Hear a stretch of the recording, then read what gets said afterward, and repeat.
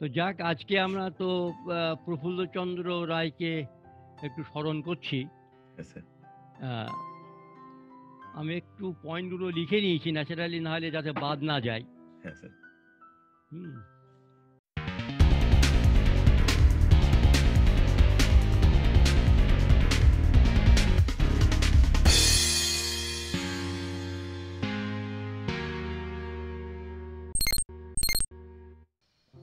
আচার্য প্রফুল্লচন্দ্রর জন্ম হুম। সিপাহী বিদ্রোহের ঠিক আচ্ছা পরে, আচ্ছা। 1861 সালে 2রা আগস্ট। মানে তখন কলকাতা ইউনিভার্সিটির প্রতিষ্ঠা হচ্ছে সবে সবে। 1857-তে কলকাতা কলকাতা ইউনিভার্সিটি। হুম বিশ্ববিদ্যালয় প্রতিষ্ঠিত হয়েছে। হুম হুম। তখনও সায়েন্সটা হয়নি, কিন্তু বিশ্ববিদ্যালয় প্রতিষ্ঠিত হয়েছে 1857 সালে। 1858-তে স্যার জগদীশ চন্দ্র বোস, একই সালে 1861-তেই রবীন্দ্রনাথ, হুম। সেই বছরই কাদম্বিনী গাঙ্গুলি, একটু পরে স্যার আশুতোষ মুখোপাধ্যায়, স্বামী বিবেকানন্দ, আর কয়েক বছর পরে মহাত্মা গান্ধী, মদন মোহন মালব্য, ওই দশকেই। মানে একের এবং পর এক তারকা। হ্যাঁ, এমন একটা পরিমণ্ডলে ওর জন্ম হলো যে আহ, যেটা বললাম যে 1857 সালে তো বিশ্ববিদ্যালয় প্রতিষ্ঠিত হয়েছে। আর এই পরিমণ্ডলে প্রফুল্লচন্দ্রের জন্ম যশোর জেলায়, এখন বাংলাদেশে, ওই রারুলি গ্রাম। হুম আহ, ওই কাটিপাতা রারুলি বলে, একদম পাশাপাশি সংযোগস্থলে। ওইখানেই ওই যশোরে এই মাইকেল মধুসূদন দত্ত জন্মগ্রহণ করেছিলেন, হুম ওই কপোতাক্ষ নদীর তীরে। প্রফুল্লচন্দ্রের ডাকনাম ছিল ওই প্রফুল্ল থেকে ফুলু। হুম। ওর বাবার নাম হরিশচন্দ্র রায় চৌধুরী, হুম। আর মাতা ছিলেন ভুবনমোহিনী দেবী।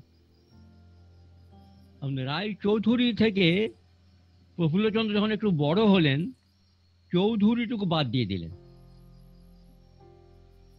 বাদ দেওয়ার কারণ হলো চৌধুরী নামের মধ্যে একটু জমিদারি জমিদারি হ্যাঁ, আভিজাত্যের দ্বন্দ্ব আছে। ওনাদের ওনাদের ফ্যামিলির বোধহয় ব্যাকগ্রাউন্ডটা এরকম ছিল, যদি মনে করতে পারি ঠিক, যে অটোবায়োগ্রাফি অফ হ্যাঁ এ বেঙ্গলি কেমিস্টে পড়েছিলাম।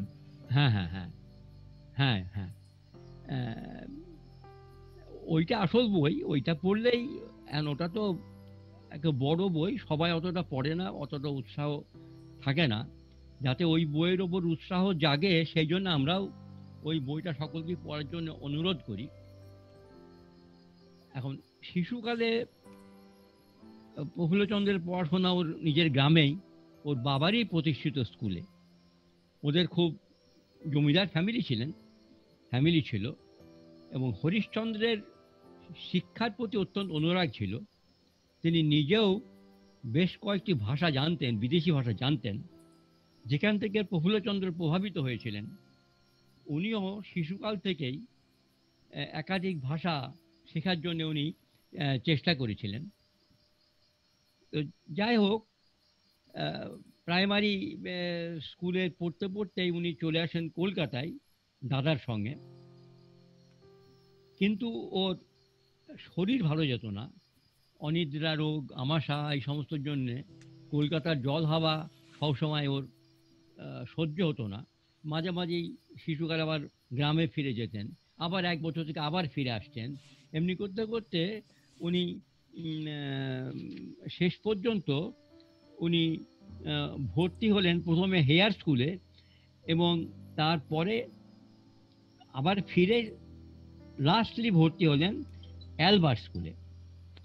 আর এবং এখান থেকেই 1879 সালে এন্ট্রান্স পরীক্ষায় কৃতিত্বের সঙ্গে উত্তীর্ণ হলেন।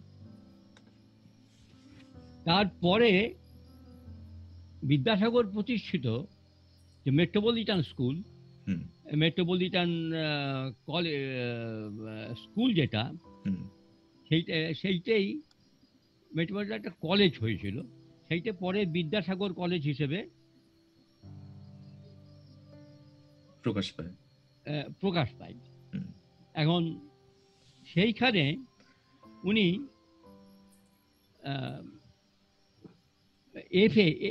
এফএতে ভর্তি হলেন। হুম।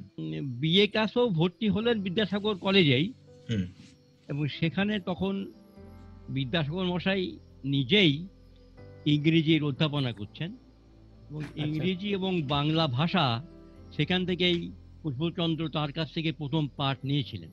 আর অ্যালবার্ট স্কুলের যে কথাটা বললাম, হ্যাঁ স্যার। অ্যালবার্ট স্কুলটা আম, মানে পরিচালক ছিলেন ওই কেশবচন্দ্র সেনের ছোট ভাই কৃষ্ণ বিহারী সেন।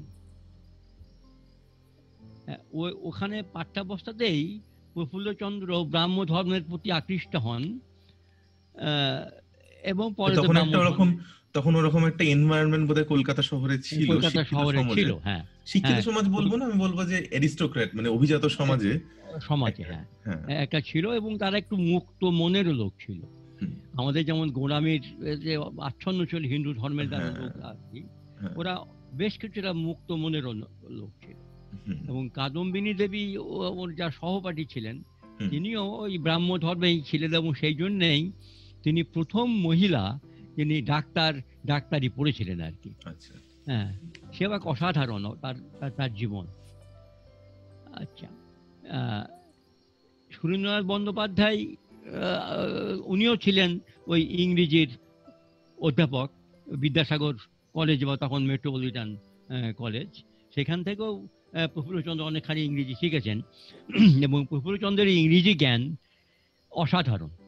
তৎকালীন যুগে যারা ছিলেন তাদের তুলনায় যারা ইংরেজি সাহিত্যের লোক, তাদের মতোই উনি ইংরেজি বলতে পারতেন। উনি শেক্সপিয়ার মুখস্থ ছিল তার। আর ওর প্রফুল্লচন্দ্রের খুব নিকট যাদের কবিতা ভালো লাগতো, যাদের সাহিত্যকে প্রভাবিত করেছিল, সেটা হচ্ছে রবীন্দ্রনাথ, আমাদের মাইকেল মধুসূদন দত্ত, আমাদের বাইরন, শেক্সপিয়ার, এই সবগুলোর মুখস্থ যখন তখন মানে প্রায়। প্রফুল্লচন্দ্রের আমার আমার লেখালেখি পড়ে যা হ্যাঁ, মনে হয়েছে যে উনি বাংলার হ্যাঁ, সঙ্গে সঙ্গে হ্যাঁ, ইংরেজিতেও সমানভাবে দক্ষ ছিলেন, এবং অনেকগুলো বই হ্যাঁ, উনি হ্যাঁ, প্রথমে ইংরেজিতে লিখেছেন, হ্যাঁ, পরবর্তীকালে হ্যাঁ, হ্যাঁ, সেগুলো বঙ্গানুবাদে উনি করেছেন। বঙ্গ- যেমন হচ্ছে বৈদিক যুগের মেডিসিন বোধহয়। হ্যাঁ, ঠিক ঠিক, আহ, একদম ঠিক। হ্যাঁ, ওই হি বইটা হি ইংরেজিতে লেখা হয়েছিল, হ্যাঁ, এবং ওনার এক তারপরে স্টুডেন্ট পরবর্তীকালে। এমনকি ওই অটোবায়োগ্রাফি সেটা প্রথমে ইংরেজি, হ্যাঁ। তারপরে উনি তারপরে বাংলা করেন, আত্মচরিত হিসেবে সেটা প্রকাশিত হয়। আচ্ছা, 1880 সালে উনি এফএ পাশ করলেন। তারপরে বিএ পড়লেন ওই মেট্রোপলিটনেই, কিন্তু পড়তে পড়তেই মেট্রোপলিটন কলেজে কেমিস্ট্রি পড়ার কোনো, রসায়নশাস্ত্র পড়ার কোনো ব্যবস্থা ছিল না। সেই জন্য উনি রেসিডেন্সি কলেজে তখন রসায়নশাস্ত্রের প্রধান ছিলেন আলেকজান্ডার পেডলার। সে আলেকজান্ডার পেডলারের কাছে স্পেশাল পারমিশন নিয়ে উনি রসায়নশাস্ত্র পাঠ নিলেন, এবং খুবই অনুপ্রাণিত হলেন। এতটাই যে উনি ভাবলেন যে উনি বিএ পড়তে পড়তেই ওই গিলক্রাইস্ট স্কলারশিপটা জন্য প্রতিযোগিতায় অংশগ্রহণ করবেন। তখন নিয়ম ছিল ওই গিলক্রাইস্ট স্কলারশিপ পেতে গেলে অন্তত 4টি ভাষায় দখল থাকা দরকার। উনি উনি নিজে সেই 4টি ভাষা বাড়িতে পড়ে আয়ত্ত করে ওই প্রতিযোগিতায় অংশগ্রহণ করলেন, এবং ওই বৃত্তি লাভ করলেন। উনি প্রথমে গেলেন এডিনবারাতে গিয়ে উনি বিএসসি ক্লাসে ভর্তি হলেন। সেখানে শিক্ষক হিসেবে পেলেন আলেকজান্ডার ক্রাম ব্রাউন। তিনিও তৎকালীন যুগের একজন বিশিষ্ট রসায়নবিদ, যথেষ্ট তার নাম ছিল। সেই ক্রাম ব্রাউনের কাছে উনি কেমিস্ট্রি পড়তে আরম্ভ করলেন। সেইখানে ক্রাম ব্রাউনের কাছে গিয়ে উনি প্রথমে ওর ইন্টারেস্ট প্রকাশ করলেন। উনি বললেন, আগ্রহ প্রকাশ করলেন। উনি বললেন, I want to be a physical chemist. Crum Brown বললেন যে be a chemist at first and then try to be a physical chemist. এইটে ওর কাছে একটা মন্ত্রের মতো কাজ করল। হ্যাঁ, তা এই সব কথাগুলো আমার শোনার সৌভাগ্য হয়েছিল। আমাদের মাস্টারমশাই ছিলেন আহ, আচার্য পিসি রায়ের খুব প্রিয় ছাত্র। একজন ছিলেন প্রিয়দা রঞ্জন রায়, তার কাছে আমরা পড়িনি, তবে তাকে দেখেছি। আর একজন ছিলেন অধ্যাপক পুলিন বিহারী সরকার, যার আমরা যখন এমএসসি পড়ি তখন তিনি আমাদের বিভাগীয় প্রধান ছিলেন। তিনি এই সব গল্পগুলো করতেন। হ্যাঁ, আচ্ছা। এগুলো তার কাছ থেকেই শোনা। তারপরে যাই হোক, প্রথমে বিএসসি পাশ করলেন। বিএসসি পাশ করলেন 1885 সালে, এবং তার 2 বছর বাদে ডিএসসি থিসিস লিখলেন। তার থিসিসের টাইটেল ছিল, উপাধি ছিল, on the conjugated sulphates of copper magnesium group. কারণ কপার ম্যাগনেসিয়ামটা উনি যে বাছলেন তার মূলে ছিল মেন্ডেলিফের পিরিয়ডিক টেবিল। তার ঠিক কয়েক বছর আগে মেন্ডেলিফ তার পিরিয়ডিক টেবিল দিচ্ছেন আর কি, দিয়েছেন, এবং সেখান থেকে ওই একই গ্রুপে যে সাজানো, সেখানে কপার এবং ম্যাগনেসিয়ামের মধ্যে মানে আইসোমারগুলো হতে পারে, এই সমস্ত ধারণাগুলো উনি সেখান থেকে করেছিলেন। তারপরে 1888 সালে উনি দেশে ফিরলেন। কিছুদিন বেকার ছিলেন। এই যখন বেকার ছিলেন তখন জগদীশ চন্দ্রের সঙ্গে উনি সাক্ষাৎ করেছিলেন ইংল্যান্ডেই। জগদীশ চন্দ্র তখন ইংল্যান্ডের লর্ড র্যালের কাছে গবেষণা করছেন। জগদীশ চন্দ্র সেখান থেকে একটু আগে ফিরে এসেছেন প্রেসিডেন্সি কলেজে। আর প্রেসিডেন্সি কলেজ উনি চাকরি নিলেন। তখন প্রেসিডেন্সি কলেজের চাকরি ওই বিলেত থেকেই ঠিক হয়ে যেত যে কে প্রেসিডেন্সি কলেজে চাকরি পাবে। উনি এলেন। তারপরে জগদীশ চন্দ্র ওকে বললেন যে তুমি প্রেসিডেন্সি কলেজে এসো। তখন চাকরি বাকরি বেশি পাওয়া যেত না, কিছুদিন বেকার ছিলেন। সেই বেকার থাকার সময় জগদীশ চন্দ্রের বাড়িতেই ওই আচার্য পিসি রায় রোডে, যেটা বোস ইনস্টিটিউট এখন হয়েছে, সেই বাড়িতেই লেডি অবলা বসু এবং জগদীশ চন্দ্র বসুর আতিথেয়তা গ্রহণ করে কিছুদিন সেখানে কাটিয়েছিলেন। তারপরে আবার ওখান থেকে চলে এলেন, এবং 1889 উনি সহকারী অধ্যাপক হিসেবে উনি জয়েন করলেন কেমিস্ট্রি ডিপার্টমেন্টে, রসায়ন বিভাগে, প্রেসিডেন্সি কলেজে। আচ্ছা, এখন এইখানেই অধ্যাপনার পাশাপাশি উনি গবেষণার কাজও শুরু করলেন। সেই সময় প্রেসিডেন্সির গবেষণাগারের অবস্থা খুব একটা ভালো ছিল না। উনি প্রচন্ড পরিশ্রম করে সেই গবেষণাগারকে কিছুটা আধুনিক করার চেষ্টা করলেন, কিন্তু একই তো চিররুগ্ন চেহারা, আর সময়ে অসময়ে ছোট বড় অসুস্থতাও লেগেই থাকতো। সেই জন্যে মাঝে মাঝে ওর গবেষণার যে প্রোগ্রেসটা একটুখানি ব্যাহত হতো। এইভাবে প্রেসিডেন্সিতে একটা নতুন ল্যাবরেটরি, একটা আধুনিক মানের ল্যাবরেটরি উনি তৈরি করতে সক্ষম হলেন, এবং সহকর্মীদের নিয়ে কাজে মেতে উঠলেন। তার একটু পরে আসছি কারা কারা সহকর্মী ছিলেন।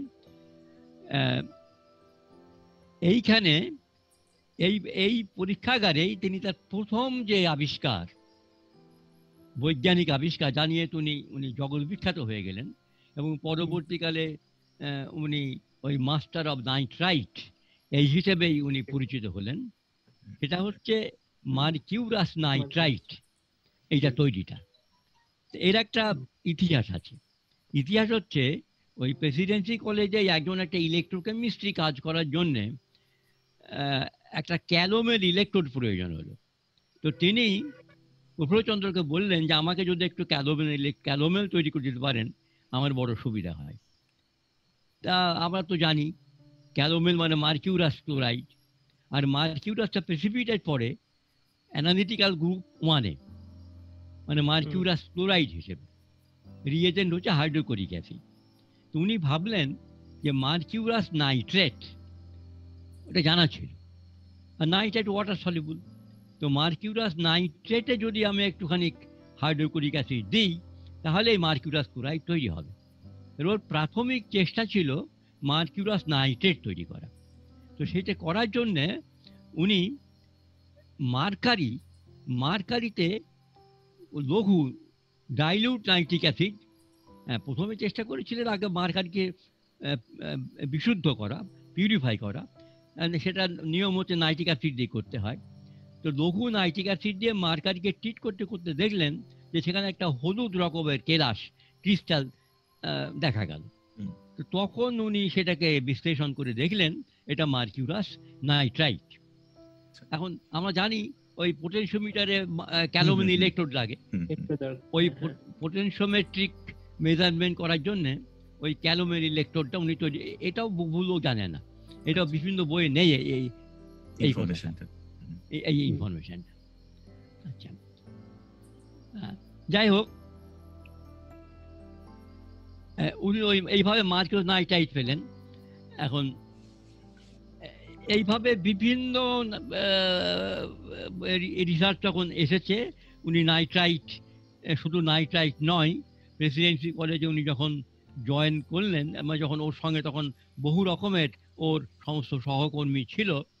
এখন প্রেসিডেন্সি কলেজে যে ধরনের কাজকর্ম করেছেন, সেই অধ্যাপনাকালীন উনি ছিলেন 1889 থেকে 1916, এই 23 বছর সময়কালে তার প্রকাশিত গবেষণার পত্রের সংখ্যা হচ্ছে 86টা। এর মধ্যে এককভাবে প্রকাশ করেছেন 48টা, একা নিজে কাজ পিসিআই। আর সহ গবেষকদের মধ্যে কাজ করেছেন 38টা। ওর ছাত্র ছিলেন যতীন্দ্রনাথ সেন, পঞ্চানন নিয়োগী, নগেন্দ্রনাথ সেন, অতুলচন্দ্র গাঙ্গুলি, অতুলচন্দ্র ঘোষ, সতীশচন্দ্র মুখার্জি, জিতেন্দ্রনাথ রক্ষিত, তার সঙ্গে অনেক কাজ করেছেন 10টা, রসিকলাল দত্ত, হেমেন্দ্র কুমার সেন, যিনি পরে অ্যাপ্লাইড কেমিস্ট্রির প্রতীক্ষার সময় তিনি ছিলেন, হেমেন্দ্র কুমার সেন। হেমেন্দ্র কুমার সেনের একটা প্রতিমূর্তি আছে, স্ট্যাচু আছে আমাদের অ্যাপ্লাইড কেমিস্ট্রি ডিপার্টমেন্টের সামনে। নীলরতন ধর, তিনকড়ি দে, রাজেন্দ্রলাল দে, শরৎচন্দ্র জানা, ফ্রান্সিস ভিটো ফার্নান্ডেজ, মানিকলাল দে, এরা সব ছাত্র ছিলেন। এদের মধ্যে নীলরতন ধর অসাধারণ রসায়নবিদ হিসেবে আন্তর্জাতিক খ্যাতির অধিকারী ছিলেন। আর জিতেন্দ্রনাথ রক্ষিত সেন্ট জেভিয়ার্স কলেজে বিএসসি পড়াতেন, বিএসসি পড়তেন, কিন্তু পরীক্ষায় উনি পাশ করতে পারেননি, সেই জন্যে, কিন্তু তার ল্যাবরেটরিতে অসাধারণ দক্ষতা ছিল। অনেক সমালোচনা সত্ত্বেও আচার্য রায় তাকে ওই প্রেসিডেন্সি কলেজে তাকে নিয়ে কিছু গবেষণা করেছেন। পরবর্তীকালে মানে জিতেন্দ্রনাথ রক্ষিত তিনি সরকারি একটা রাসায়নিক পরীক্ষাগারে চাকরি করেন। আর পঞ্চানন নিয়োগী, রসিকলাল দত্ত, হেমেন্দ্র কুমার সেন, এরা যথেষ্টই নাম করেছেন। আচ্ছা, পরবর্তীকালে যখন 1916 সাল নাগাদ, 1916 সালে ওর 55 বছর যখন পূর্তি হলো, তখন উনি চলে এলেন আচার্য আমাদের sir Ashutosh Mukhopadhyay vice chancellor, উপাচার্য, তার অনুরোধে উনি এলেন নবনির্মিত বিজ্ঞান কলেজে। এখানে আমি একটু পরে আসছি। ওই সময় শুরু হলো, এবং তখনও বিল্ডিং হয়নি। সেই সময় আবার এসএন বোসরা স্টুডেন্ট, এসএন বোসরা তখন প্রেসিডেন্সি কলেজের স্টুডেন্ট। হ্যাঁ, এসএন বোস, জ্ঞানেন্দ্র চন্দ্র ঘোষ, জ্ঞানেন্দ্রনাথ মুখার্জি। তো উনি প্রথম আশুতোষ মুখার্জি নিয়োগ করলেন জ্ঞানেন্দ্র চন্দ্র ঘোষকে, তার উপরে তত্ত্বাবধানের ভার দিলেন ওই বিজ্ঞান কলেজের যেটা যে বিল্ডিং তৈরি হলো, পুরো বিল্ডিং তৈরির ভার উনি দিলেন জ্ঞানেন্দ্র চন্দ্র। এখন যখন প্রেসিডেন্সি কলেজে যখন উনি যখন রিটায়ার করছেন, ওই 55 বছর শেষ হয়ে গেল, তখন প্রেসিডেন্সি কলেজের একটি মানপত্র দেওয়া হয়েছিল, সে ভারী সুন্দর। আমি সেই মানপত্রের কিছু অংশ আমি একটু পড়ছি। সে মানপত্রে লিখেছেন এই মানপত্রটা স্যার নীলরতন ধর তার বইয়ে দিয়েছিলেন।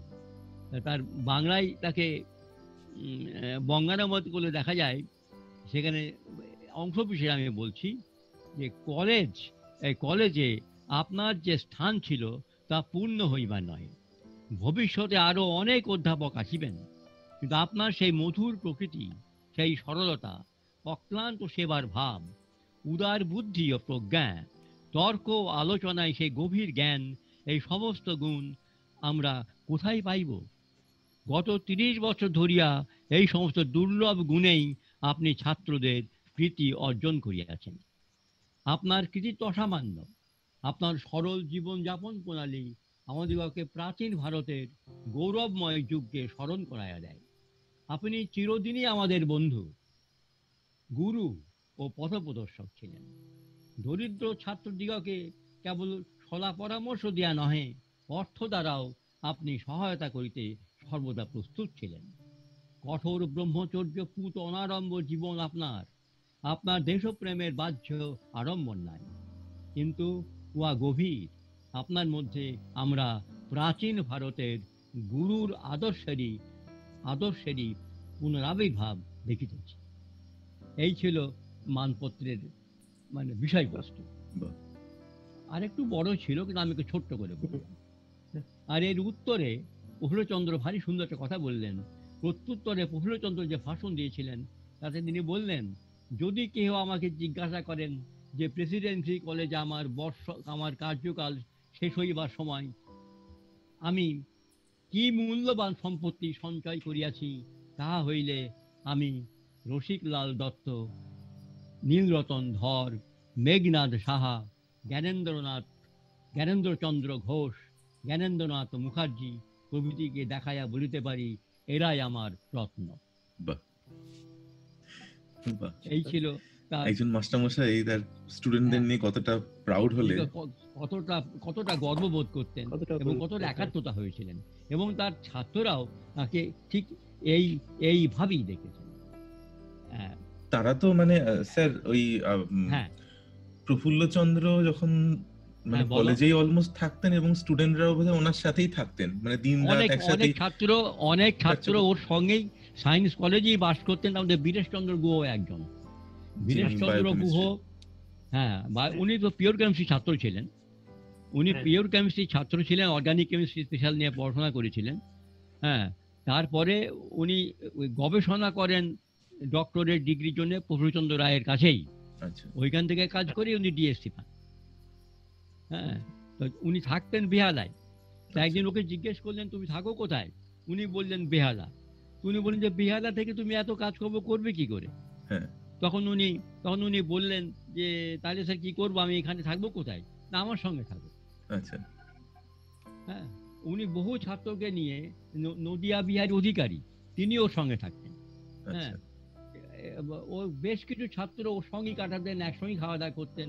হ্যাঁ, এইভাবেই অসাধারণ, একেবারে পুরাকালের সেই ব্রহ্মচর্য আশ্রমের মতোই আর কি। সেটা খুব ইম্পর্টেন্ট যে আপনি গুরুর কাছে শিখবেন, ভাবনা চিন্তা করাটা, সেটা তো আর 1-2 ঘন্টায় হয় না। আর একটা অনুপ্রেরণা, ওরকম একটা জীবন, একটা অনারম্ভ সহজ সরল জীবন দেখছেন। হ্যাঁ, এই একটা গল্প নিয়ে আমি একটু পরে বলছি। তারপরে উনি এই সায়েন্স কলেজ এবং প্রেসিডেন্সি কলেজ মিলে যে সমস্ত কাজগুলো করেছেন, আমি একটু সংক্ষেপ জাস্ট উল্লেখ করছি, কারণ কাজগুলো এখানে আমি পুরো বলাটা সম্ভব হবে না, যদি হয়, আর এখানে বলার প্রয়োজন অতটা নেই, এটা খুবই স্পেশালাইজ ব্যাপার। উনি যেখানে কাজ করেছিলেন, যে সমস্ত নাইট্রোজেন সংক্রান্ত তার যে যৌগ, তাই নিয়ে কাজ করেছেন। নাইট্রাইট তাদের যৌগ সম্পর্কিত কাজ করেছেন। তারপরে অ্যামোনিয়াম নাইট্রাইট নিয়ে কাজ করেছেন। জৈব যৌগ মানে বায়ো কম্পাউন্ডস কিছু করেছেন, এবং তাদের ধাতব উপজাত সমূহ সমস্ত কাজকর্ম করেছেন। প্ল্যাটিনাম মেটাল কম্পাউন্ডস নিয়ে কাজ করেছেন। তারপরে মার্কারি বা পারদ, মার্কারি অ্যালকিল, তাই নিয়ে কাজ করেছেন। তারপরে অর্গানিক কম্পাউন্ড বা জৈব যৌগের যে ফ্লুরিনেশন সেটা নিয়ে কাজ করেছেন। তারপর আইসোমরফিজম নিয়ে কাজ করেছেন। রাসায়নিক মানে কেমিক্যাল হোমোলজি, যেটা রাসায়নিক হোমোলজি নিয়ে কাজ করেছেন। আর ওই খাদ্যের গুণাগুণ বিশ্লেষণ নিয়ে কাজ করেছেন। এই ধরনের কাজগুলো তিনি করেছেন। আচ্ছা, তারপরে 1916 সালে প্রফুল্ল চন্দ্র কলকাতা বিশ্ববিদ্যালয়ে রসায়ন বিভাগে যখন জয়েন করলেন আশুতোষ মুখার্জির আমন্ত্রণে, সেই সময় উনি আচার্য জগদীশ চন্দ্র আমাদের স্যার আশুতোষ মুখোপাধ্যায় তাকে যে চিঠিখানা লিখেছিলেন, কি অসাধারণ চিঠি, সেইটে আমি একটু পড়ে শোনাচ্ছি। আমন্ত্রণ করলেন, সে আমন্ত্রণের চিঠি হচ্ছে, ডিয়ার ডক্টর রে, সব ইংরেজিতে লিখেছেন। ইংরেজি না বললে এটা মাধুর্যতা থাকবে না, আমি ইংরেজিতেই বলছি। সেই সময় তো ওটাই চর্চা ছিল, মানে যেমন তার আগের যুগে সবাই ফার্সিতে লিখতো অফিশিয়াল এনিথিং। হ্যাঁ হ্যাঁ, এটা একটা ঐতিহাসিক চিঠি। তার তার এটা হচ্ছে এই চিঠির মর্ম, perhaps you remember, dear doctor Ray, perhaps you remember that on 24th January, ইয়ারটা ছিল 16 বলেছিলেন, 16 ওটা হয়েছে, কিন্তু সিনেট মিটিংটা হ্যাঁ আনুমানিক 1913-12 এরকম হবে। when the Senate members of the Calcutta University were considering the appointment of university professors, you mentioned that this university does not offer facilities for scientific studies. At that meeting, I assured you that soon facilities will be created for postgraduate education in chemistry and physics. Due to the great gift of Sir T.N. Palit, added by a contribution of rupees 2.5 lakhs from the reserve fund of the university, a Palit professor of chemistry and a Palit professor of physics have been created. I have great pleasure in offering you the Palit professorship of chemistry. ওই সময় CV Raman এসেছিলেন ফিজিক্সে, পালিত প্রফেসরে। প্রথম হচ্ছে CV Raman, হ্যাঁ না, চিঠিটা 1912। আচ্ছা, Perhaps you remember that on 24 January 1912, আমি প্রথমটা ঠিকই বলেছিলাম, 1914 বুঝলেন না। আচ্ছা, এর উত্তরে যখন অ্যাকসেপ্ট করলেন, এই চিঠির প্রত্যুত্তরে প্রফুল্লচন্দ্র লিখলেন, কি অসাধারণ দেখো, I look upon the proposed College of Science as the realization of the dream of my life. And it will not only be my duty, but a source of gratification to me to join it and place my humble service at its disposal. এই হচ্ছে acceptance letter.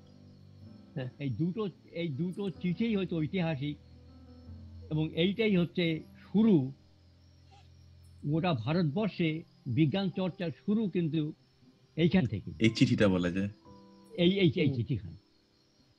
যাই হোক, আচার্য পরবর্তীকালে chemistry ডিপার্টমেন্টে যে ধরনের research, মানুষ, students, সবকিছুর একটা মানে স্ফুরণ বলা যায় তারপর আচার্য জয়েন করার পর। তারপর একটা ইন্সপিরেশন, একটা জীবন্ত প্রেরণা আর কি, বিগ ব্যাং এর মতো। হ্যাঁ, ঠিকই। আচ্ছা, আর উনি তো মানে বিভাগীয় প্রধান হয়ে জয়েন করলেন। পরে এই ধারায় মানে এই সময় জয়েন করলেন আমাদের ফিজিক্সের সত্যেন্দ্রনাথ বসু, মেঘনাথ সাহা, স্ট্যাটিস্টিক্সে প্রশান্তচন্দ্র মহালনোবিশ, শিশির মিত্র ফিজিক্সে, নীলরতন সরকার, নীলরতন সরকার উনি কিছুদিন ছিলেন। তারপরে তো তারপরে এলেন সিভি রমন এবং কিষানের মতো লোক। সিভি রমনকেও উনি আবিষ্কার করলেন স্যার আশুতোষ মুখোপাধ্যায়। উনি একটা সরকারি কাজে একটা এতে ছিলেন, আইএএস অফিসার ছিলেন। সেখান থেকে ওর চোখ দেখে আসলে মুখ বুঝতে পারলেন অসাধারণ প্রতিভাবান লোক।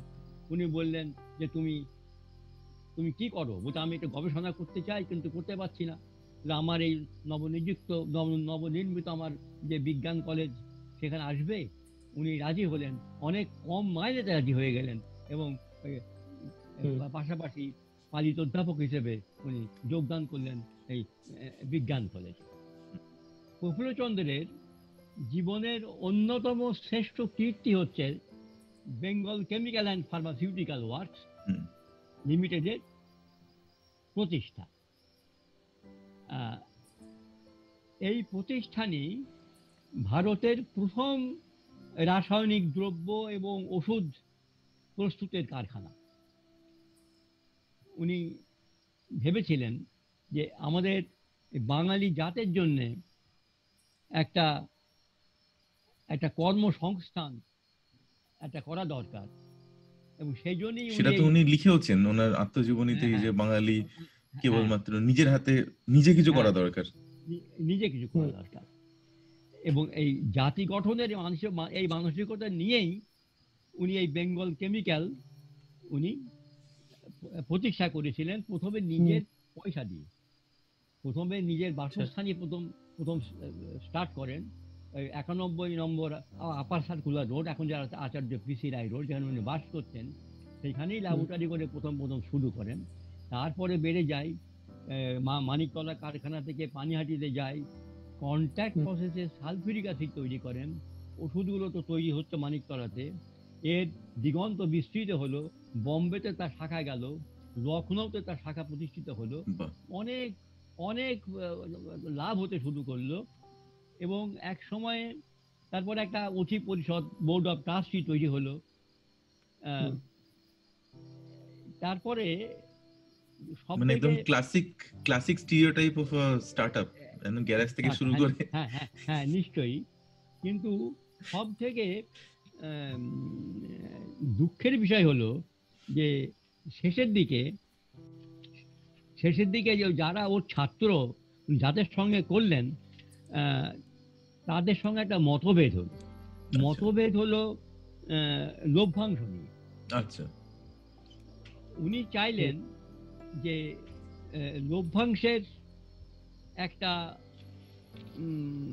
অংশ, প্রায় অর্ধেক, 50% আর কি, অর্ধেক লভ্যাংশ ওই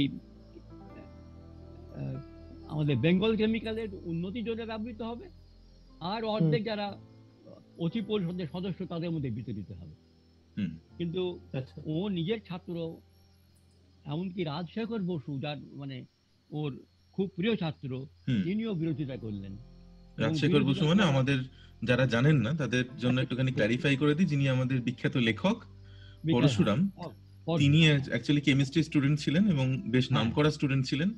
পরবর্তীকালে রবীন্দ্রনাথের আহ্বানে উনি শান্তিনিকেতন চলে যান, কিন্তু ঠিক একদম ঠিক, হ্যাঁ একদম ঠিক। যে কারণে বিরিঞ্চি বাবাতে ওই কেমিস্ট্রি রেফারেন্স গুলো আসে আর কি, কি দিলে ব্রাউন ধোঁয়া উঠবে, কি দিলে সবুজ ধোঁয়া উঠবে, বা এরকম, মানে আমার এক্স্যাক্টলি কালার গুলো মনে নেই। হ্যাঁ একদমই হ্যাঁ হ্যাঁ। আচ্ছা, এখন এই যে বেঙ্গল কেমিক্যালের বোর্ড অফ ডিরেক্টরসের সদস্য পদ থেকে উনি 1939 সালে পদত্যাগ করলেন এবং এতটাই ব্যথিত হলেন যে তার যে ছাত্ররা, অবশ্য তারা খুব অন্তর দিয়ে পদত্যাগপত্র প্রত্যাহার করতে বলেননি, বলতে হয় তাই বলেছেন, কেন স্যার আপনি এটা করছেন, এটা প্রত্যাহার করে নিলেই পারেন। কিন্তু ওরা কিন্তু ওদের যে দাবি সেখান থেকে সরেন। হ্যাঁ, উনি শেষ পর্যন্ত ওটা আর পদত্যাগপত্র উনি আর প্রত্যাহার করেননি। উনি লিখলেন যে my joining the board is out of question, I am glad that I can wash my hands clean of all responsibility in the matter of failure of the Bengal chemical. এই কথা বলে এই কথা বলে উনি উনি পদত্যাগ করলেন। ওনারই তৈরি করা অর্গানাইজেশন থেকে আচ্ছা উনি পদত্যাগ করলেন। হ্যাঁ, আচ্ছা, এবং উনি যে হ্যাঁ, ফেলিয়ার অফ বেঙ্গল কেমিক্যাল বলছেন, ওই সময় কি মানে বেঙ্গল কেমিক্যালের হ্যাঁ, ফেলিয়ারটা হয়েছে, নাকি তার পরবর্তীকালে সেটা আরো নিম্নগামী তার হয়েছে? তার তার পরবর্তীকালে হয়েছে। মানে হ্যাঁ। উনি যেটা বলতে চাইছেন যে হবে, ফেলিওর হবেই, আচ্ছা। এইভাবে চললে ফেলিওর হবেই। হ্যাঁ। আচ্ছা। হ্যাঁ, সেই জন্য বলছে পোটেনশিয়াল ফেলিওর যদি হয়, তাহলে আমি আর তার জন্য দায়ী থাকবো না। হুম, আচ্ছা। অ্যাকচুয়ালি উনি বলতে চাইছেন যে আমি তো এখনো তো একটা কমপ্লিটলি ফ্লারিশ করেনি, বেঙ্গল হ্যাঁ। কেমিক্যাল এখনো অনেক উন্নতি হওয়ার আছে, এবং হ্যাঁ। তা করতে গেলে এখন আমাদের অনেক অর্থ লাগবে, মূলধন হুম। লাগবে। হুম। ব্যবসা বাড়াতে গেলে মূলধন লাগবে, তো হ্যাঁ। সেই মূলধন যদি না হয় তাহলে ব্যবসা বাড়বে না। হ্যাঁ, হুম। ন্যাচারালি সেখানে একটা ফেলিওর হবে। হুম, হুম। বুঝতে পারছি। আচ্ছা, আর বিজ্ঞানের পাশাপাশি সাহিত্যেও খুব গভীর অনুরাগ ছিল, যেটা আমি আগেও বলেছি। অনেক প্রবন্ধ লিখেছেন। আহ, 1910 খ্রিস্টাব্দে রাজশাহীতে যে বঙ্গীয় সাহিত্য সম্মেলনের মূল অধিবেশন হয়েছিল, উনি তার সভাপতি হয়েছিলেন। আহ, নিজে তো বিয়ে থা করেননি, অকৃতদার ছিলেন। তার সমস্ত অর্জিত অর্থ অকাতরে মানব কল্যাণে দান করে গেছেন। সমস্ত জাতীয় শিক্ষা ও শিল্পোদ্যোগের ক্ষেত্রে তার উদার সাহায্য ছিল, উৎসাহ দিতেন। স্বাধীনতা আন্দোলনের বিপ্লবী বীরদের প্রতি তার গভীর সহানুভূতি ছিল। 1921 খ্রিস্টাব্দে অসহযোগ আন্দোলনের সময়ে গান্ধীজির খদ্দর প্রচারের উদ্যোক্তাদের অন্যতম প্রধান ছিলেন তিনি। এতটাই স্বাধীনতা প্রেমী ছিলেন যে চিত্তরঞ্জন দাশের স্ত্রী বাসন্তী দেবী তাকে একবার একটা কাজ করতে বললেন যে ল্যাবরেটরিতে তো আপনি আছেন, কিন্তু আমাদের তো কিছু কাজ করতে হবে। উনি তার উত্তরে বললেন যে আমি সমস্ত সময় প্রস্তুত। তার বিখ্যাত উক্তি, science can wait but Swaraj cannot. বাহ। বাহ। বাহ। এই ছিল তার বিখ্যাত উক্তি।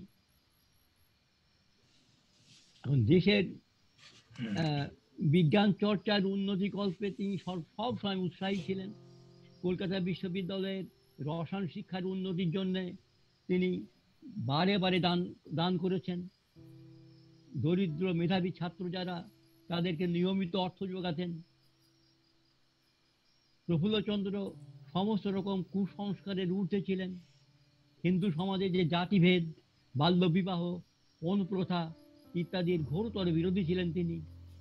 এই কুপ্রথাগুলো যে আমাদের জাতীয় জীবনের সব থেকে বড় অভিশাপ, তা তিনি নানাভাবে দেশবাসীকে তিনি নিঃস্বার্থ ভাবে বলেছেন, দেশবাসীর সামনে তুলে ধরেছেন। তিনি ছিলেন বিরাট কর্মযোগী। এখানেই তার তিরোধানের আমি সময়টা বলে দিই, তারপরে অন্য এতে আসবো। তার মহাপ্রয়াণ ঘটে 1944 খ্রিস্টাব্দে 16ই জুন। বিজ্ঞান কলেজে তিনি যেখানে বাস করতেন, সেইখানে তিনি শেষ নিঃশ্বাস ত্যাগ করলেন। আর সমস্ত ছাত্রদেরকে গভীর শোকে নিমগ্ন করে তিনি চিরনিদ্রায় শায়িত হলেন। এটা মানে একজন মানুষ একটা একটা খুব অভিজাত ফ্যামিলি থেকে হ্যাঁ, ছোটবেলা থেকে বড় হয়েছেন ওরকম একটা এনভায়রনমেন্টে, তারপরে সারাটা জীবন কিন্তু উনি কোনোদিন আর কোনো ভোগ বিলাসে যাননি। উনি কোনোদিন একদম হোক এইখানে একটা ছোট ঘরে থাকতেন প্রেসিডেন্সি কলেজে, পরবর্তীকালে সায়েন্স কলেজে, সায়েন্স এবং কলেজে। ওখানেই মারা গেছেন হ্যাঁ, ওখানেই মারা কাজ গেছেন। করতে করতেই। মানে এরকম আর নেই, আর আর আর আর দ্বিতীয় কোনো আমরা এরকম আর দেখতে পাইনি। হ্যাঁ, আচ্ছা। এরপরে কিছু মনীষী তার সম্বন্ধে যে সব তাদের যা ধ্যান ধারণা প্রফুল্লচন্দ্র সম্বন্ধে, সেটা একটু প্রাসঙ্গিক হবে। আমি সেই সম্বন্ধে একটা দুটো কথা আমি আমি বলবো।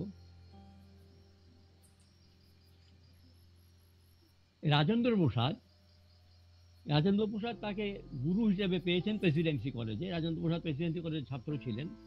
বাঙালি আহ, নাকি? না, বাঙালি না। আমাদের যে প্রথম যে আমাদের রাষ্ট্রপতি। রাষ্ট্রপতি, হ্যাঁ হ্যাঁ, প্রথম এটা তো জানি। রাষ্ট্রপতি যে রাজেন্দ্র প্রসাদ, হুম। হ্যাঁ, তিনি আহ, কলকাতায় পড়াশোনা করেছেন। কলকাতা পড়াশোনা করেছেন। আচ্ছা। আহ, উনি প্রেসিডেন্সি কলেজে পড়াশোনা করেছিলেন। উনি তো ম্যাট্রিকুলেশনে ফার্স্ট হয়েছিলেন হুম। কলকাতা বিশ্ববিদ্যালয়ের আন্ডারে। হ্যাঁ, রাজেন্দ্র আচ্ছা। প্রসাদ কলকাতা আন্ডারে যে ম্যাট্রিকুলেশন পরীক্ষা, সেই পরীক্ষায় উনি ফার্স্ট হয়েছিলেন। আচ্ছা। এবং তারপরে উনি বিহার থেকে পড়তে আসেন প্রেসিডেন্সি কলেজে। আচ্ছা। সেই সময়ে উনি টিচার হিসেবে পান, যদিও সরাসরি কেমিস্ট্রি পড়েননি, কিন্তু তখন তো গণ্ডি ছোট ছিল। হ্যাঁ, আর্টসের ছাত্র, আর্টস সায়েন্স খুব ভাগ ছিল না আর কি। আচ্ছা। আচ্ছা। হ্যাঁ, কিছু কিছু ক্লাস কমন থাকতো, সেই সব ক্লাস উনি করেছিলেন। সেই যখন শতবর্ষ হয় প্রফুল্লচন্দ্রের, যখন শতবর্ষ হয় তখন আমরা তখন এই সদ্য এমএসসি পাস করেছি। পাস করে কলেজে জয়েন করেছি। একই সঙ্গে রবীন্দ্রনাথের শতবর্ষ হয়েছে সেই বছরই প্রফুল্লচন্দ্র রায়। কিন্তু খুব স্বাভাবিক কারণেই রবীন্দ্রনাথের আলোর দীপ্তি এত প্রখর যে বুঝতে পেরেছি। যত ধুমধাম হয়েছিল আহ, 100 রবীন্দ্র বছর, জন্ম শতবার্ষিকীতে। তার ধারে কাছেও এটা আসেনি। এবং তখন কাদম্বিনী দেবীর কিছুই হয়নি।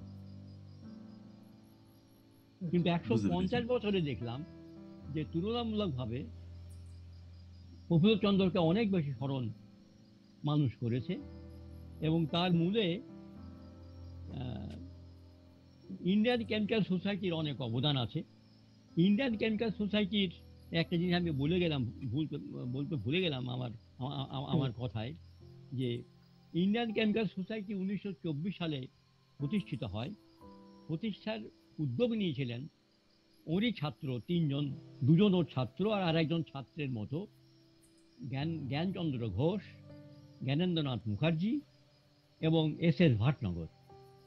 এই তিনজন তখন লন্ডনে পড়াশোনা করছেন এবং তারা অনুভব করছেন যে দিনের পর দিন ভারতীয়দের পক্ষে ব্রিটিশ জার্নালে গবেষণাপত্র প্রকাশ করা শক্ত হয়ে যাচ্ছে।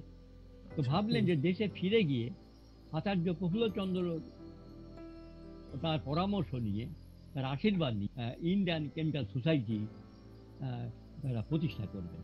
সেই রকমই প্রতিষ্ঠিত হলো 1924 সালে ইন্ডিয়ান কেমিক্যাল সোসাইটি। এবং সেই কেমিক্যাল সোসাইটি পরবর্তীকালে এবং এখন যারা তার পরিচালনায় আছেন তারা যথেষ্ট সচেষ্ট আচার্য প্রফুল্লচন্দ্র রায়ের কর্মজীবন, তার গবেষণা, তার প্রেরণা গোটা ভারতবর্ষে ছড়িয়ে দিতে, এবং তারা খুবই সচেষ্ট। এবং 150 বছর যখন পূর্তি হলো তখন তুলনামূলকভাবে, শতবর্ষে তুলনামূলকভাবে অনেক বেশি সাড়া পাওয়া গিয়েছিল। সেই এই লিখেছেন আমাদের ভূতপূর্ব রাষ্ট্রপতি রাজেন্দ্র প্রসাদের কথা বলছেন? হ্যাঁ, রাজেন্দ্র প্রসাদ। উনি লিখেছেন, not only was he A pioneer of chemical education, a research and chemical industries in the country, but he was also something more. He practically spent himself for the social, intellectual, cultural and economic regeneration of India, struggling for a place among the free nations of the world.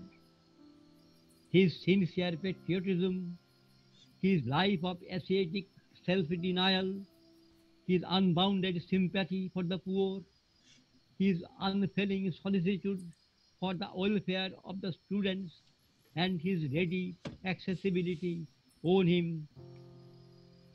love, reverence, and admiration of all. এই কথা লিখেছেন রাজেন্দ্র প্রসাদ। মহাত্মা গান্ধী তার সম্বন্ধে অনেক লিখেছেন, আমি সংক্ষেপে বলছি সামারি করে।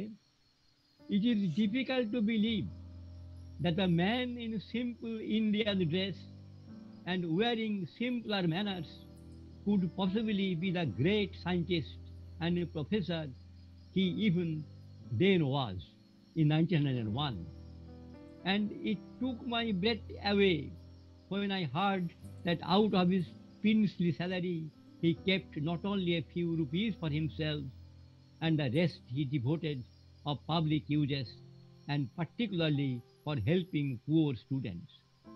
Acharya Ray has set us an example of ceaseless service, enthusiasm, and optimism of which we may well be proud. এই ছিল মহাত্মা গান্ধীর তার সম্বন্ধে হুম। মূল্যায়ন। জগদীশ চন্দ্র বোস তার সম্বন্ধে বলেছেন,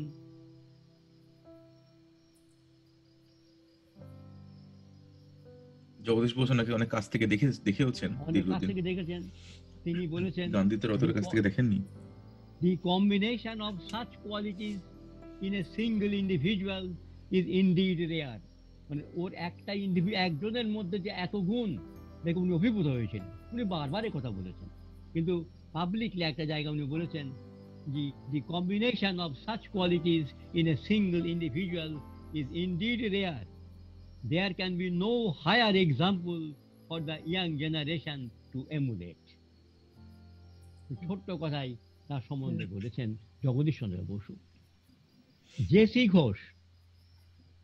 জেসি ঘোষ তার মাস্টারমশাই সম্বন্ধে বলেছেন, তাহার ক্লাসে যখনই শিক্ষা লাভ করতে যাইতাম অনুভব করিতাম চারিদিকে নতুন হাওয়া বহিতেছে। শিশুর মতন খোলা মন লইয়া গুরুদেব আমাদের সকলকেই অতি আপনার জন করিয়া লইয়াছেন। তাহার কাছে জিজ্ঞাসা করিবার, আলাপ আলোচনা করিবার, তর্ক করিবার, জানিয়া লইবার অবাধ স্বাধীনতা আমাদের ছিল। সত্যেন্দ্রনাথ বসু লিখেছেন, বর্তমানকালে শিল্পে ও বিজ্ঞানে ভারত যেন পাশ্চাত্য দেশের সমকক্ষ হয়ে ওঠে, এই ছিল তার সাধের স্বপ্ন। বহু শতাব্দী দাসত্বের ফলে দেশ থেকে বৈজ্ঞানিক অনুসন্ধিৎসা প্রায় লোপ পেয়েছিল। এখন তাঁরই সারা জীবনের পরিশ্রমে বিজ্ঞান চর্চা জনপ্রিয় হয়ে উঠল। রাসায়নিক গবেষণার তিনি প্রধান পথিকৃৎ। মানে প্রত্যেকে। আচ্ছা স্যার, এই ভাটনাগরের সঙ্গে ইয়ের কি সম্পর্ক? আমাদের প্রফুল্লচন্দ্র, আপনি বলেন ওনার স্টুডেন্টের মতো এই জন্যে যে ওর বন্ধুরা সব তো ওর ছাত্র।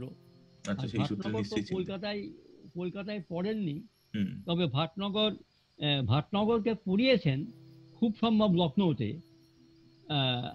প্রফুল্লচন্দ্র একজন ছাত্র। আচ্ছা, কোথায় বলতো? লাহোর। হ্যাঁ, লাহোরে। আচ্ছা, লাহোরে। হ্যাঁ, অতুল চন্দ্র ঘোষ যার কথা বললাম, হ্যাঁ, তিনি লখনৌতে লাহোরে ওকে পড়িয়েছেন। আচ্ছা আচ্ছা। পরে উনি ল্যামেন্ট করেছেন, উনি অনুশোচনা করেছেন যে ওর কাছে আমি সরাসরি পড়তে পারিনি, অন্য লোকের মতো আমি সরাসরি ওর কাছে পড়তে পারিনি, তাই অনুশোচনা। ও গল্প তো নিশ্চয়ই শুনেছেন এবং ঘটনা শুনেছেন, শিখেছেন।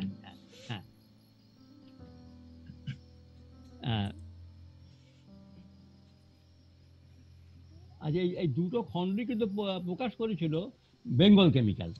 আচ্ছা আচ্ছা, বেঙ্গল কেমিক্যালের পাবলিশিং হাউসও ছিল। হ্যাঁ, ওরাই করেছিল আর কি। তারপরে এই দুটো খণ্ড একসঙ্গে করে একটু পরিবর্তন তার শিরোনামও পরিবর্তন করেছিলেন, নামটাও পরিবর্তন করেছিলেন, এবং সেটা সম্পাদনা করেছিলেন তারই ছাত্র প্রিয়দারঞ্জন রায়। এই নামটা দিয়েছিলেন history of chemistry in ancient and medieval India. এইটা ইন্ডিয়ান কেমিক্যাল সোসাইটি এইটা প্রকাশ করে। প্রফুল্লচন্দ্র বহুবার বিদেশে গেছেন, কখনো ভারতবর্ষের আমাদের সরকারের প্রতিনিধি হয়ে, কখনো নিজের গবেষণার কাজে বহুবার বিদেশে গেছেন। তার বহু বড় বড় লোকের সঙ্গে তার ওখানে পরিচয় হয়েছে, যেমন বার্থেলো, ভ্যান টফ, তারপরে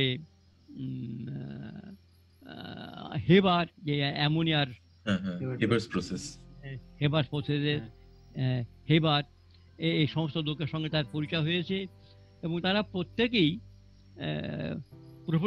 প্রফুল্লচন্দ্রকে খুবই শ্রদ্ধা করতেন। মানে হেবার্স প্রসেসের কথা যখন উঠলো, একটা লাইন না বলেই পারছি না, সেটা হচ্ছে হ্যাঁ যে হ্যাঁ হ্যাঁ হেবার্স প্রসেস হওয়ার জন্য বলা হয় যে পোস্ট ওয়ার্ল্ড ওয়ার টু এই যে হ্যাঁ হ্যাঁ জনসংখ্যার এত বিস্ফোরণ, সেই হ্যাঁ বিস্ফোরণের এত মানুষকে ফুড প্রোভাইড করার পেছনে হেবার্স প্রসেস না থাকলে এত হ্যাঁ মানুষ হ্যাঁ। এত মানুষের জন্য খাদ্য উৎপাদন করা সম্ভব হতো না। আচ্ছা আচ্ছা আচ্ছা আচ্ছা। তো আর এটা ওই বলা হয় আর্টিফিশিয়াল নাইট্রোজেন ফিক্সেশন। হ্যাঁ ঠিক, এটা ঠিক, এক্স্যাক্টলি মোটেই।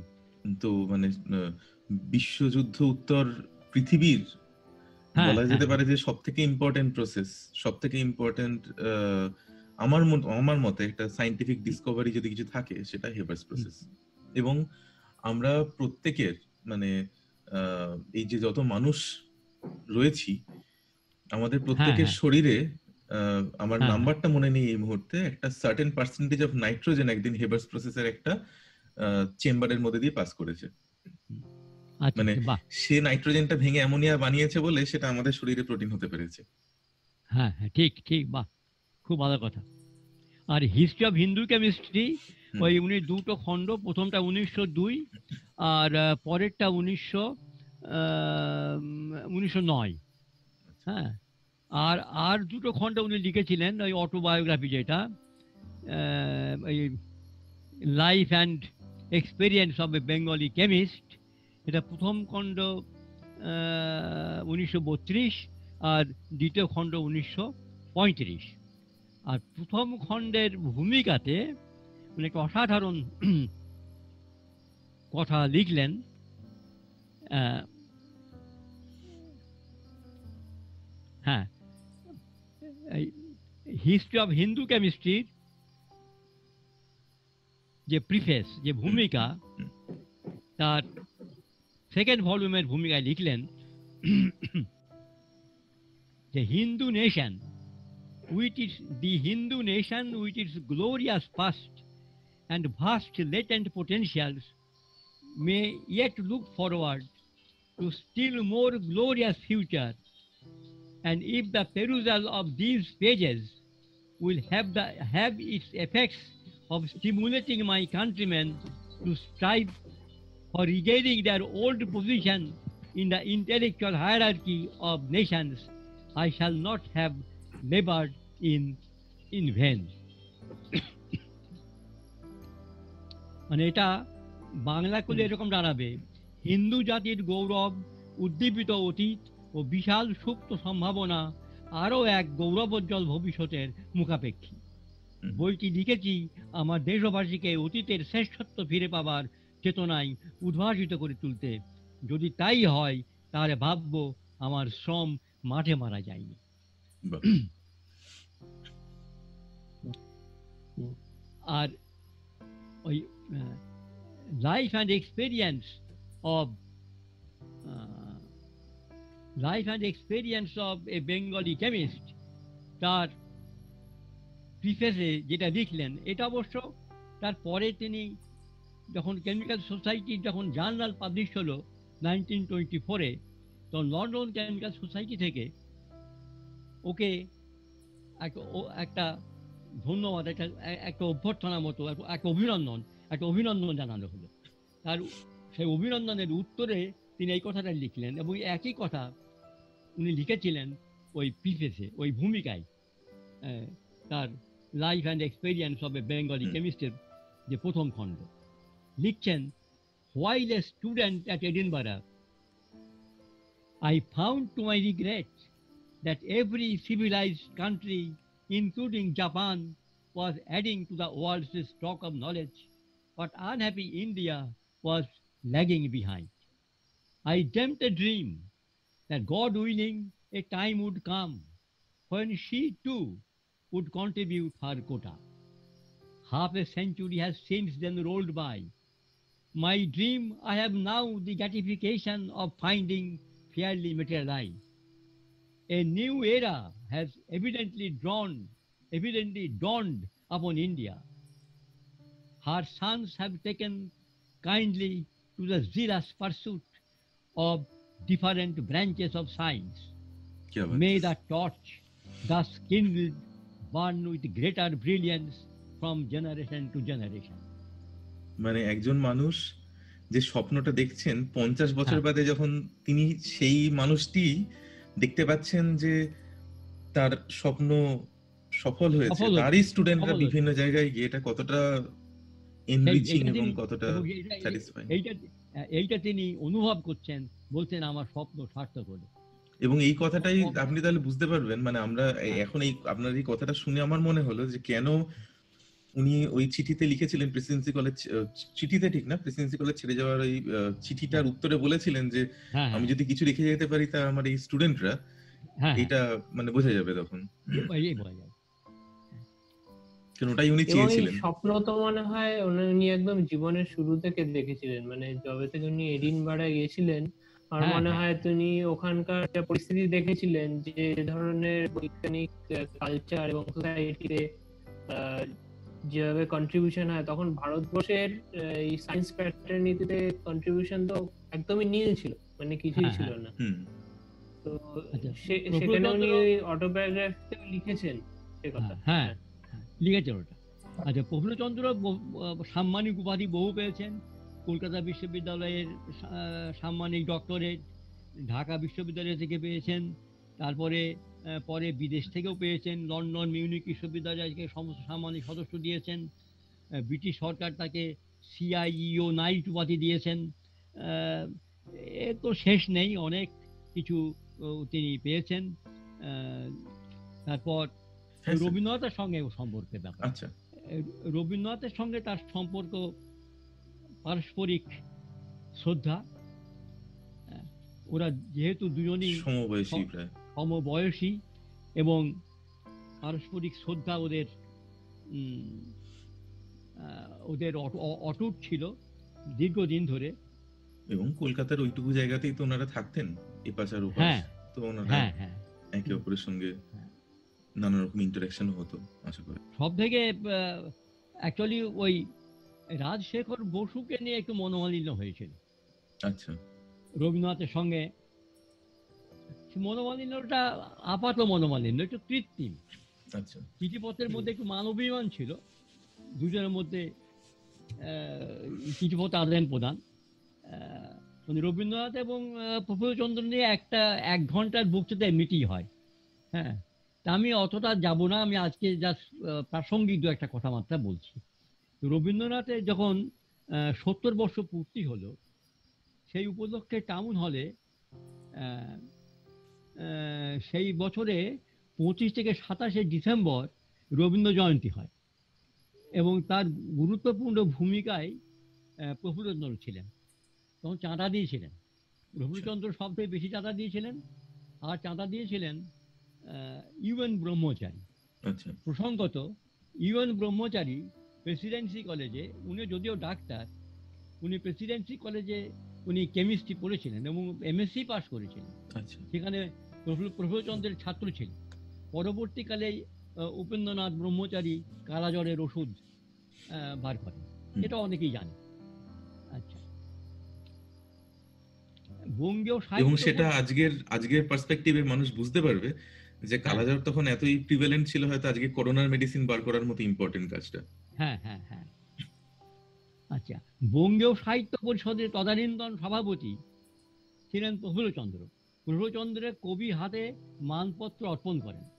রবীন্দ্রনাথ মানপত্র গ্রহণ করে বললেন, অদ্য পরিষদের বর্তমান সভাপতি সর্বজন বরেণ্য জননায়ক আচার্য প্রফুল্লচন্দ্র এই যে মানপত্র সমর্পণ করিয়া আমাকে গৌরবান্বিত করিলেন, এই পত্রে সাহিত্য পরিষদ বঙ্গভারতীর বরদান করিয়া আমার জীবনের দিনান্তকালকে উজ্জ্বল করিলেন, এই কথা বিনয় নম্র আনন্দের সহিত স্বীকার করিয়া লইলাম। রবীন্দ্রনাথ আর প্রফুল্লচন্দ্র বললেন, রবীন্দ্রনাথ কবি, আমি রাসায়নিক হইলেও অরসিক, হুম। আমার সহিত তাহার রসলোকের নয়, তাহার ব্যক্তিত্বের। আমার সহিত তার পরিচয় রসলোকের নয়, তাহার ব্যক্তিত্বের। রবীন্দ্রনাথকে মানুষ হিসাবে আমি শ্রদ্ধা করি, তাহার লেখা পড়িয়া আনন্দে অভিভূত হই।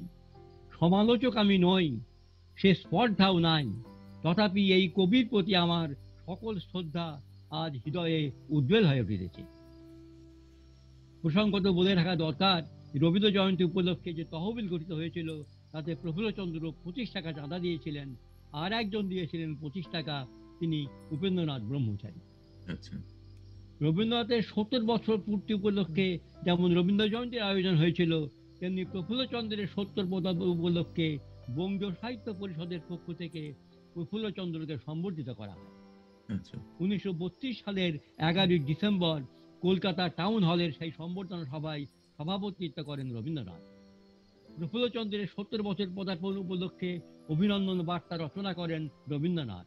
আচ্ছা। প্রফুল্লচন্দ্রের প্রতি রবীন্দ্রনাথের প্রীতির অনবদ্য নিদর্শন এই অভিনন্দন পত্রটি,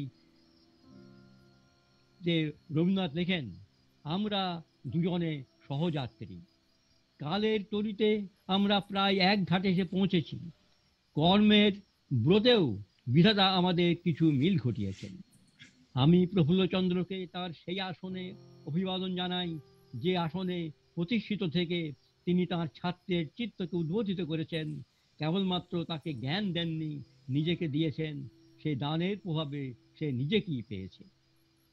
বস্তু জগতের প্রথম শক্তিকে উদ্ঘাটিত করেন বৈজ্ঞানিক। আচার্য প্রফুল্লচন্দ্র তার চেয়ে গভীরে প্রবেশ করেছেন, কত যুবকের মনোলোকে ব্যক্ত করেছেন তার গুহাহিত অনভিব্যক্ত দৃষ্টি শক্তি, বিচার শক্তি, বোধ শক্তি। সংসারে জ্ঞান ও তপস্বী দুর্লভ নয়, কিন্তু মানুষের মনের মধ্যে চরিত্রের ক্রিয়াভাবে তাকে ক্রিয়াবান করতে পারেন এমন মনীষী সংসারে কদাচ দেখতে পাওয়া যায়। লিখলেন রবীন্দ্রনাথ আবার, উপনিষদে কথিত আছে, যিনি এক তিনি বলিলেন আমি বহু হব। সৃষ্টির মূলেই আত্মবিসর্জনের ইচ্ছা। আচার্য প্রফুল্লচন্দ্রের সৃষ্টিও সেই ইচ্ছার নিয়মে। তাঁর ছাত্রদের মধ্যে তিনি বহু হয়েছেন, নিজের চিত্তকে সঞ্জীবিত করেছেন বহু চিত্তের মধ্যে। নিজেকে অকৃপণভাবে সম্পূর্ণ দান না করলে এই কখনো সম্ভবপর হতো না। এই যে আত্মদান মূলক সৃষ্টি শক্তি, এই দৈবী শক্তি। আমাদের এই শক্তির মহিমা জরাগ্রস্ত হবে না। তরুণের হৃদয়ে হৃদয়ে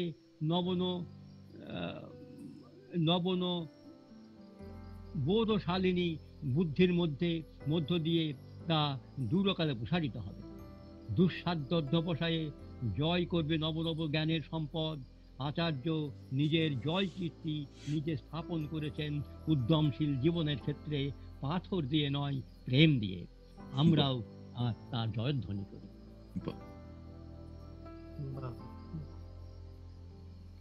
মানে কতটা শ্রদ্ধা, সেটা বোঝা যাচ্ছে। এই জন্যই বললাম দুজনের প্রতি দুজনের যে মিউচুয়াল রেসপেক্ট। রবীন্দ্রনাথ তার সদ্য প্রকাশিত বই মহাত্মাজি অ্যান্ড দি ডিপ্রেসড হিউম্যানিটি প্রফুল্লচন্দ্রকে উৎসর্গ করেছিলেন।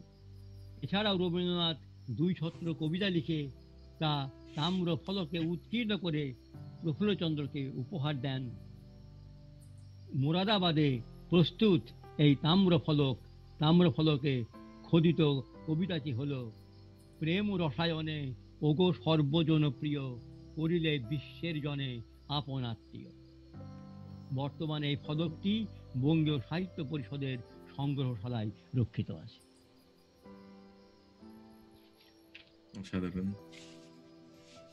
রামমোহন লাইব্রেরিতেও কর্মকর্তা হিসেবে আমরা রবীন্দ্রনাথ এবং প্রফুল্লচন্দ্র দুজনকেই দেখতে পাই। 1911 থেকে 1941 সাল পর্যন্ত সুদীর্ঘ 3 দশক রবীন্দ্রনাথ রামমোহন লাইব্রেরির সহসভাপতি ছিলেন। 1911 সালে তার সঙ্গেই রামমোহন লাইব্রেরির অন্যতম সহসভাপতি নির্বাচিত হয়েছিলেন প্রফুল্লচন্দ্র।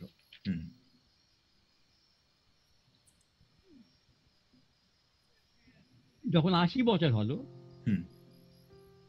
প্রফুল্লচন্দ্রের, কবি তখন অসুস্থ। প্রফুল্লচন্দ্র 80 বছরে পদার্পণ করেছেন। বিজ্ঞানীর 80তম জন্মদিন উদযাপন কমিটিতে রবীন্দ্রনাথ লিখলেন, আচার্য প্রফুল্লচন্দ্রের প্রতি আমার এবং দেশের যে অর্ঘ্য দেয় তা বিপুল, কিন্তু আমার অসুস্থ শরীরের শক্তি সামান্য, অতএব অধিকাংশ রইল মৌনের মধ্যে প্রচ্ছন্ন। এর কয়েক মাস পরে 7ই আগস্ট প্রয়াত হলেন রবীন্দ্রনাথ। শোকবার্তায় প্রফুল্লচন্দ্র লিখলেন, আমাদের প্রিয় কবিগুরুর প্রয়াণ আমাদের অন্তরের যে স্থান শূন্য করিয়াছে তাহা পূর্ণ হওয়া সম্ভব। তিনি বিপুল সম্মান লাভ করিয়া পরিণত বয়সে এই অনুভূতি লইয়া দেহত্যাগ করিয়াছেন যে তিনি তাহার বিরাট শক্তির পক্ষে প্রকৃষ্টভাবে তাহার প্রিয় মাতৃভূমির সেবা করিয়াছেন। রবীন্দ্রনাথ যখন তার 70 বছর পূর্তি হলো, সেই সময় প্রফুল্লচন্দ্র সেই উৎসবের সভাপতি। রবীন্দ্রনাথ অভ্যর্থনার উত্তরে বলেছিলেন, এটা পরবর্তীকালে প্রবন্ধাকারে প্রকাশিত আছে রবীন্দ্রনাথের আত্মচরিত প্রবন্ধের মধ্যে। আমাদের অধ্যাপক পুলিনব্যারি সরকার বলেছিলেন যে রবীন্দ্রনাথের এই যে ছোট্ট উক্তিটুকু অনেকখানি লিখেছিলেন, কিন্তু শেষে যেটা বলেছিলেন তাতে এত অভিভূত হয়েছিলেন প্রফুল্লচন্দ্র যে বারবার তিনি সেইটার উল্লেখ করতেন। সেটা আমার মনে আছে। রবীন্দ্রনাথ লিখেছিলেন যে আমি প্রণাম করেছি মহৎকে, আমি ভালোবেসেছি এই জগৎকে, আমি কামনা করেছি মুক্তিকে, যে মুক্তি পরম পুরুষের কাছে আত্মনিবেদনে, আমি বিশ্বাস করেছি সত্যকে। আরও লিখেছিলেন, আমার যা কিছু অকিঞ্চিত কর তাকে অতিক্রম করেও যদি আমার সাধনায় আমার চরিত্রের প্রকৃতি প্রকাশ পেয়ে থাকে, তবে তার পরিবর্তে শুধু প্রীতি কামনা করি, আর কিছু নয়। একথা যেন জেনে যায় যে অকৃত্রিম সৌভাগ্য পেয়েছি সে তাদের কাছ থেকে যারা আমার সমস্ত ত্রুটি সত্ত্বেও জেনেছেন সমস্ত জীবন আমি কি চেয়েছি, কি দিয়েছি, আমার এই অপূর্ণ জীবনে এই অসমাপ্ত সাধনায় কি ইঙ্গিত আছে। মানে অদ্ভুত সব। হ্যাঁ, অদ্ভুত। হ্যাঁ, এই এই এই উক্তিটুকু বারবার স্মরণ করেছেন প্রফুল্লচন্দ্র। এবং এই কথাটা সত্যেন্দ্রনাথ বসুও বলতেন। এবং সত্যেন্দ্রনাথ বসুও যখন আমরা যেতাম, উনি আগে নিজেই পড়তেন, যখন আমরা মাঝে মাঝে যেতাম তখন মাঝে মাঝে আমাদেরকে ফরমাইশ করতেন, ওইটা পড় না একবার, ওইটা পড় না একবার। আর এই আর একটুখানি সামান্য একটু বক্তব্য বলি। একটা কথা আপনাকে একটু মনে করাই স্যার। আচার্যর প্রচুর অ্যানেকডোটস ছিল, গল্প, যেগুলো ধরুন ওই যে স্টুডেন্টরা কলা কিনতে গেছে এবং দু একটা অ্যানেকডোট যদি মনে পড়ে স্যার একটু বলবেন। আমি ওটা বলছি, ওগুলো খুব ইম্পর্টেন্ট। আমি ওটা নদিয়া বিহারী অধিকারীর সঙ্গে একটা ছিল, হ্যাঁ, সেইটা আমি এক্ষুনি বলছি। হ্যাঁ, অ্যাকচুয়ালি উনি খুব মিতব্যয়ী ছিলেন। মিতব্যয়ী ছিলেন, খুব তো কিছু সাধন করে থাকতেন, এবং সেটা এই কারণে নয় যে ওনার রোজগার ছিল না। উনি হয়তো হিউজ অ্যামাউন্টে টাকা রোজগার করেছেন একটা সময়, সব দান করে গেছেন, সমস্ত কিছুই দান করে দিতেন এবং সাধারণভাবে থাকতেন। একটা অভিজ্ঞতা হলো, মানে একজন বলেছিলেন যে আচার্য রায়ের বরাদ্দ ছিল প্রতিদিন 1 পয়সার 2টি চাপা কলা। আচ্ছা, তখন 1 পয়সায় 2টো চাপা কলা পাওয়া যেত। একদিন বাজারে গিয়ে খুব পছন্দ হয়ে যাওয়ায় নদিয়া বাবু 3 পয়সা দিয়ে 2টি সুন্দর পুরুষ্টু চাপা কলা নিয়ে এলেন। যেটা 1 পয়সা জায়গায় 3 পয়সা কিনেছিলেন, 3 গুণে। আচার্যদেব মহা খুশি, খুব ভালো কলা ধরে। তারপরই প্রশ্ন, দাম কত নিল? তিনি পয়সা শুনেই মহা ক্ষেপে গেলেন, নবাবি করতে শিখেছ, আমাকে পথে বসাবে? এই মারেন তো সেই মারেন। খুব কষে গালও দিলেন 2-1টা। এরপরই একটা ঘটনা ঘটলো, তখন প্রায় সকাল 9টা নাগাদ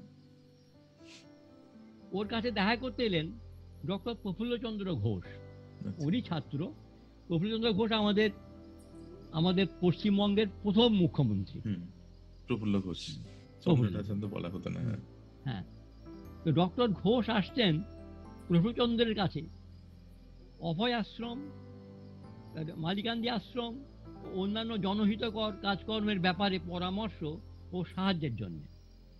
কথা প্রসঙ্গে এদিন ডক্টর ঘোষ জানালেন কিছু টাকা দরকার। কত? শুধলেন আচার্য রায়। 3,000 টাকা জানালেন ডক্টর ঘোষ, মানে সেই সময় 3,000 টাকা, যে সময় 1 পয়সায় কলা পাওয়া যায়। হ্যাঁ হ্যাঁ।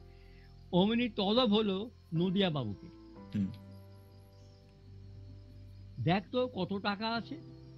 নদিয়া বাবু ব্যাংকের খাতা দেখে জানালেন 3,500। চেক বই নিয়ে আয়, লেখ 3,000 টাকা।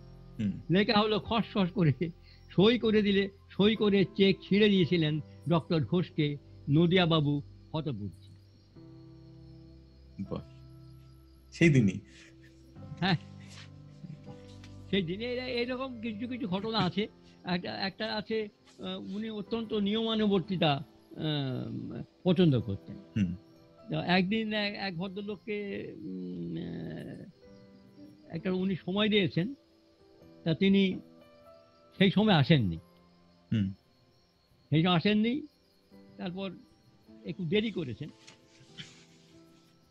তা ছাত্ররাই তো দেখভাল করতেন, তো ছাত্ররা বলেছে যে না, উনি এখন তো দেখা করবেন না।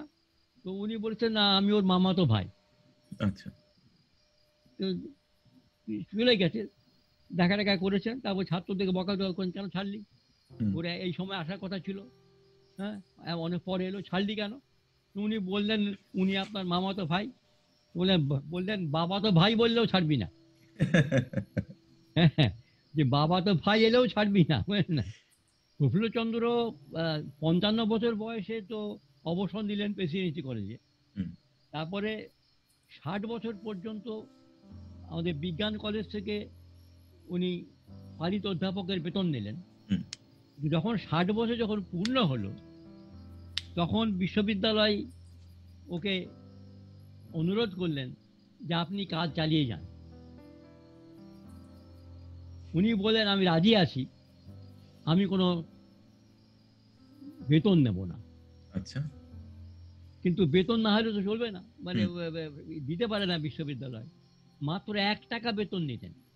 আচ্ছা, মানে 65 বছর বয়স পর্যন্ত 1 টাকা বেতন নিতেন। তারপরে 65 পরে উনি না না, ওটা 75 বছর বয়স পর্যন্ত চললো। 75 বছর বয়স পর্যন্ত 1 টাকা বেতনে চললো। আর 75-এর পরে যে কটা দিন বাঁচলেন, সেই কটা দিন উনি এমেরিটাস প্রফেসর করলো। আচ্ছা, এমেরিটাস প্রফেসর প্রফুল্লচন্দ্র রায় বোধহয় প্রথম, খুব সম্ভব প্রথম এমেরিটাস প্রফেসর উনি থাকলেন। ওই বিজ্ঞান কলেজেই থাকতেন এবং তখন কোনো আর বেতনও নিতেন না, কিন্তু আসতেন, দেখাশোনা করতেন, একটু দু একটা ক্লাস টাস নিতেন, সবারই গবেষণা টবেষণা দেখতেন, এই সমস্ত করতেন। এইভাবে ওর মানে 1,80,000 টাকা যে বেতন যেটা জমেছিল, সেইখান থেকে পিসি রায় এন্ডাওমেন্ট ফান্ড উনি তৈরি করেছিলেন। আর ওই বিজ্ঞান কলেজেই 3 তলায় 2টো ঘর তৈরি করেছিলেন। 2টো ঘর রেখেছিলেন, 3 তলায় অনেকগুলো ঘরই তৈরি হয়েছিল ওর টাকাতে। তার মধ্যে উনি, যেহেতু ওর টাকাতে তৈরি হয়েছিল, উনি ইন্ডিয়ান কেমিক্যাল সোসাইটির জন্য উনি 2টো ঘর চেয়েছিলেন বিশ্ববিদ্যালয়ের কাছে, বরাদ্দ করেছিলেন। আচ্ছা, বা চেয়েছিলেন। এখনো সেই 2টো ঘরেই ইন্ডিয়ান কেমিক্যাল সোসাইটির হয়, অফিস। অফিসে সেই সমস্ত কাজকর্মগুলো ওইখানেই চলে। হ্যাঁ, এই হচ্ছে বিরাট বিরাট জীবন, এত বড় জীবন। সে তো আমি অনেক জিনিস হয়তো বাদ গেল। এখন তোমাদের কাছে বলতে বলতে আমার এখন হঠাৎ মানে একটা অদ্ভুত অনুভূতি, হ্যাঁ, একটা অদ্ভুত অনুভূতি যে এত বিরাট লোক, হ্যাঁ, সে আমি একটা রবীন্দ্রনাথের একটা কবিতার অংশ দিয়ে আমি শেষ করতে চাইছি। হ্যাঁ স্যার। রবীন্দ্রনাথ মানে বনরাজি বন্দনা করেছিলেন, তার একটা কবিতা, তার নাম বৃক্ষ বন্দনা। বৃক্ষ বন্দনা কবিতা দিয়ে তিনি বনস্পতি বন্দনা করেছিলেন। আমাদেরও এই রসায়ন জগতের যিনি আচার্য, রসায়ন জগতের যিনি বনস্পতি, তিনি প্রফুল্লচন্দ্র রায়। তাকে বন্দনা করি রবীন্দ্রনাথের সেই কথা দিয়েই, যে তব প্রাণে প্রাণবান, তব স্নেহ ছায়ায় শীতল, সজ্জিত তোমার মানলে যে মানব তারই দূত হয়ে, ওগো মানবের বন্ধু আজি এই কাব্য ওঢ্ঢলয়ে, শ্যামের বাঁশির টানে মুগ্ধ কবি আমি, অর্পিলাম তোমায় প্রণামী। এই তোমাদের সকলের সঙ্গে এই প্রণামী তাকে সমর্পণ করি আজকে আমি আমার তরফ থেকে। এইখানেই আজ আমি শেষ করি। এইরকম বিভিন্ন আলোচনা কিন্তু চণ্ডীমণ্ডপে চলতেই থাকবে, আপনারাও থাকবেন কিন্তু। আর তার জন্য আমাদের সঙ্গে যুক্ত হয়ে যান আমাদের চ্যানেলটি সাবস্ক্রাইব করে। বলাই বাহুল্য যে আজকের এই আলোচনাটি ভালো লাগলে একটু লাইক, শেয়ার ইত্যাদি করে সকলের মধ্যে ছড়িয়ে দেবেন। আর আপনাদের মতামতটাও কিন্তু আমরা শুনবো, কমেন্ট বক্সে লিখে জানাবেন। ভালো থাকবেন, সঙ্গে থাকবেন। চণ্ডীমণ্ডপের একটাই মোটো, আড্ডা হোক, বিতর্ক হোক। ধন্যবাদ।